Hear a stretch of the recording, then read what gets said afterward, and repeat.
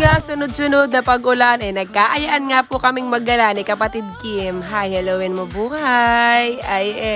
Mama Men. Ay nag-chat nga siya sa GC at kung kain na i-mention at ibababa nga raw yung motor ay kung kami daw ba ay gagala. Yan po kasi ay nagtuturo kaya ang kanyang motor nga ay laging nandun nga sa Tikulyo nakaparada. At eto na nga po ang exciting part. Dito nga pala kami dumaan sa may likod nga po ng Camps and Open. At iyan nga po ang isa din sa mga sikat na resort dito nga po sa amin sa Talim Island. Ay pagpasok nga lamang namin ay talaga nagtititili na nga po iyan sa nervyos. Ay paano ba naman ay kami-kami nga lang ang magkakasama tapos dadaan pa nga po rito sa gitna ng sementeryo. At dahil katatapos nga lang ng sunod-sunod na pag-ulan ay eto po ang aming nabungaran. Ay talaga nga naman kami nga po bumaba ng motor para iwas nga po sa slide ang aming mga gulo. Ay ito palang kapatid yung si Kim ay talagang napaka-nervyos sa hayun at nananawid dun sa may itaas. Ay sa kakagala nga namin ay kung saan nga kami napasukot at nandito na nga po kami sa may sementeryo. Ay kasama nga pala namin si Chichi. Happy birthday, Chichi! At syempre nakatawid na nga si Daddy Rob. Kaya eto nga si Boss Da at siya naman nga ang tatawid at talaga nga namang hirap na hirap. Ay bago nga kami nagpapunta rito ay mga nagsipaligo nga sila ng motor at hayun at putik-putik at pati nga po pa ay talaga nga naman pero gala is life. At dito ay pwede na nga kaming sumakay kaya kanya-kanya na nga kaming sakay sa aming mga motor. At syempre kami nga po nauuna kaya yun si Ma'am Kim at nasa hulihan. Ay, medyo maganda nga lupa rito kaya nga kami ay pwedeng sumakay sa motor at hindi nga po nakakatakot dahil hindi nga po ganoong kabasa ang lupa. Pero dahil sunod-sunod nga ang ulan ng mga nakakaraan ay syempre eto po at meron pa rin pwesto na meron nga pong putik at meron pa nga pong tubig. Ay pagpapasensyahan nga ninyo ang aking boses dahil yung aking niyang ilong ay yung isa nga ibarado at yung isa nga ay nakakahinga pa. Sunod-sunod nga na ulan ay talaga nga namang ako po ay tinabla na naman ng sipon at ito nga napakahirap bilang isang nagbablog dahil nga pagka magbo-voice over ka ay talagang pagka nga may sipon ay ibang sa mampakingganan eh. At dito nga pala ay bumaba na nga kami ulit ng motor para nga po maglakad na lamang. Dahil ako mapapansin nga ninyo talagang napakadelikado nga ng daan kung pipilitin nga naming sumakay ay may kasama pa naman akong anak ay baka kami ma-slide sa motor. At syempre kasama nga namin itong napaka-cute na si Chichi. Happy birthday ulit! At matapos nga ng kanilang pagtawid roon ay eto na nga po ang kanilang mga paa. At talagang pati nga po mga kuko nila ay kumain talaga ng lupa. Ay sila nga ay amin ang naiwan riyan. Kami nga po ay palakad lamang hanggang dun sa may kalsada habang sila ay nakamotor. Ay dahil nga po napakahirap nga ng daan at talagang sila ay naiwan namin kahit sila pa ay nakasakay sa motor. Ay iri namang si Chichi. Akala mo naman ay naglakad at kung makahilata ay tilabaga mo naman pagod na pagodan eh. At syempre meron nga din palang baka rito. Ay talagang probinsyang nga po ang vibe sa kalsadang iri. At kung mapapansin nga ninyo bantataas nga po ng bundok. Ay ito nga pala ay ongoing project pa rin at hindi pa nga po natatapos kaya kung mapapansin nga po ninyo ay medyo makalat pa nga po yung mga sako. At shout out nga pala sa dalawang bata na pinapanood nga po ni Chichi Rian ay kami nga ay aalis na ay hayun at busy pa rin kaya ayun ginulat na ni Daddy Rob.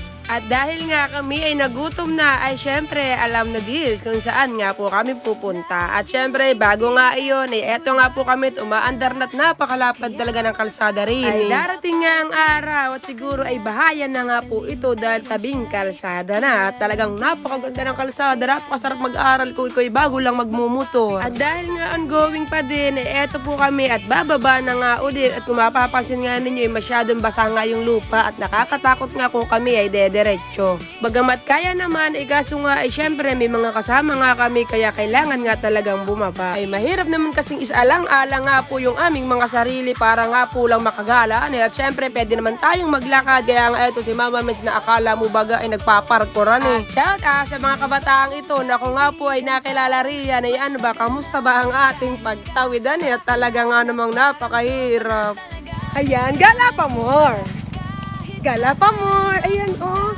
Konting pagkakamali baon ang paa mo.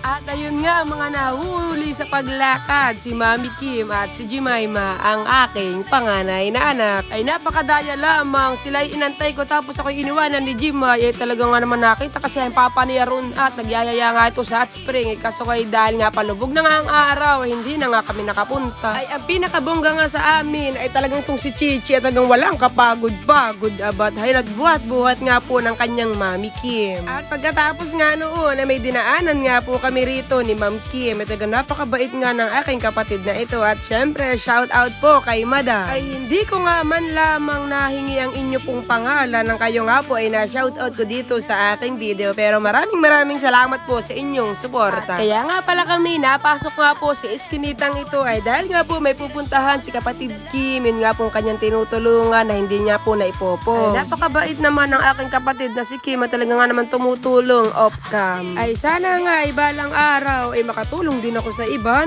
At shout out nga po pala sa bahay na nagpatuloy sa amin. Maraming salamat po lalo nung nga kay Nanet. Napakasarap ng kausap dahil nga po siya ay mali-mali. Ay talaga nga naman ako'y natatawa. Ay sabi nga ni Boss Da ay nakakita na rin siya sa personal dahil nga po napapanood lamang niya ay talaga daw palang nakakatuwa pagka nga merong mali-mali Ay nilolo ko nga po ng kanyang anak na kami nga daw po ay sasayaw ng hawak mo ambit ay lalong naging mali-mali at lalo nga po kami natawa. At syempre nagpa-picture nga din sila sa aking kapatid na si Kim Kadiaw. At syempre shout out po sa nagpicture sa amin kay Madam Cynthia Anore Blanca na talaga nga namang aking solid followers at nakita ko nga pong siya ay nakapollow talaga. At tapos roon ay kami din po ay nagpaalam na agad dahil nga po malapit na nga pong maggabi ay kami po ay nasa Ginoong Sanay pa lamang. Kaya po eto po kami at nakarating na rin ng Beans po Hello mga anak at kahit nga bago lang ulit sila nagkita ay talaga namang close na. Ay ang anak kong si Loren tsaka nga si Jemima ay halos maya't maya nga pong magka-chat at talaga nga namang close na nga yung dalawa at ayun nga kung iniyaya yung mag-Brazilian na naman ay kaso hindi nga ako marunong. Ay kami nga pala ay umo-order na rin diyan ng aming kakainin dahil nga naghutom nga kami talaga nga namang kumakikita nyo nga yung kalsada nga kanina ay talaga nga namang struggle is real. At pagkagawa nga ng aming order ay kami nga po ay pumasok na nga po rito para nga po makakain na at syempre may kanta nga riyan kaya si Mama Man sinapapakanta ay naalala ko nga nung fiesta ay kami nga naka-freshness ay nariyan na at nanganganta. At syempre shout out pa sa isa kong anak na si Raisin sa vlog ay talaga naman dumadami na nga po ang aking anak. At sobrang ingay ko nga ay siguro narinig nga po ako ni Brianna at ayun at lumabas. Yan po ay kapatid ni Rains Vlog. Ay kung mapapansin nyo nga pala riyan ay unti-unti na nga pong dumidilim at kami nga po ay umalis ng may araw at eto't uuwi na nga po nang talaga nga naman lumubog na nga ang araw ay gabi pa. Naakala mo bagay mga walang naghihintay sa bahay ay kung makagala ng ganitong katagal. Ay kasi naman sa totoo lamang pagka nga talagang nag-e-enjoy ka nga sa iyong gala ay talagang hindi mo nga mamamalaya ng oras. Ay mula nga po nung makakain nga po ako rito sa may Beans Food Hub ng Barangay Malakaban ay bumalik-balik na nga po ako. Ay gustong-gusto ko nga kasi ang lasa ng kanilang shake na dark chocolate. At gustong-gusto naman po ni Boss Da ang caramel macchiato. At gustong-gusto naman ni ate ng fries at syempre ng burger at ng putlong. At dito nga ay ako'y natutulala na nga dahil ako nga ay busog na. Ay talaga nga naman pagkatapos nga rin noon ay kami nga ay nagpaalaman na dahil nga po talagang gabi na. Ay nakakatawa nga itong aking mga anak na si Raisin's Vlog tsaka nga po si Rain's Vlog at talaga namang inetid nga po kami hanggat di nga po kami nakakaalis. At talagang naikot nga po namin ang lugar na ito dahil kung mapapansin nga ninyo kanina sa aking video ay rito nga po kami pumasok sa may iskinita na ito. At syempre hindi nga kami roon lumabas. Dito nga sa Talampas sa Malakaban kong tawagin ay meron pa palang pailan-ilan nga po na natambay at nakakatuwa naman ay kahit nga hindi na ganoong karami at least meron pa rin tumatambay. At kami nga po ay naghiwalay na ng aking kapatid Kim sapagkat sila po ay padiretso naman ng barangay na Botas. Yun nga lamang po at shout out kina Philip Ibanez, Michelle Antaso, Andrea Roselio. At syempre sa mga jowa na si Joshua Payson at kay Ana Donyo at kay Hans Banyes at syempre kay Yan Azucena. At pinapa-shoutout din po ni Randy Salomon, si Kaidolo at si Kaeli at syempre si Kapresh niya, si Kapatid Vlog at kay Brian Punsalan. At shoutout din kay Warren Caballero, sabi ni Petra Javier. Shoutout kay Madam Aiza B. Maurak. Thank you so much po!